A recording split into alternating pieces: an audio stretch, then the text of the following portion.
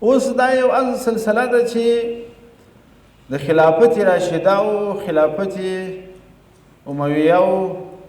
او خلافت عباسیه په خلافتونو کې د علم رشد و ترقي وه، د علم اعزاز و، هم د دیني علومو هم د عصري علومو، ځکه نظامونه اسلامي و، حریت و ازادۍ پکښې موجودې وې، ورځ تر بلې د اسلامي فکر غځېدل و یو طرف و بل طرف ته. نو ډېرې لاسته راوړنې مسلمانانو درلودلې په هر ډګر کې، خو کله چې خلافت عباسي پای ته ورسېدی، مسلمانان سره ټوکرې ټوکرې سوله، د استعمار لمنه وغوړېدل دنیا کې. د هغې ورځې څخه ورځ تر بلې د مسلمان قشر په هر لحاظ باندې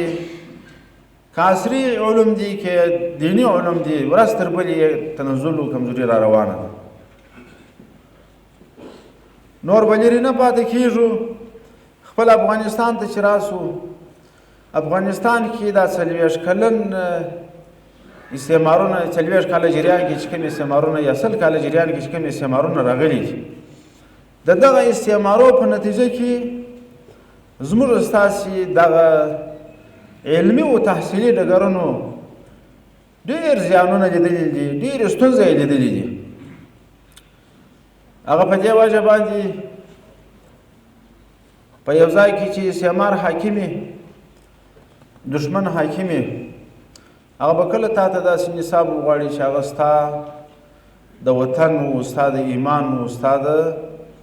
حریت و ازادۍ رهنمایي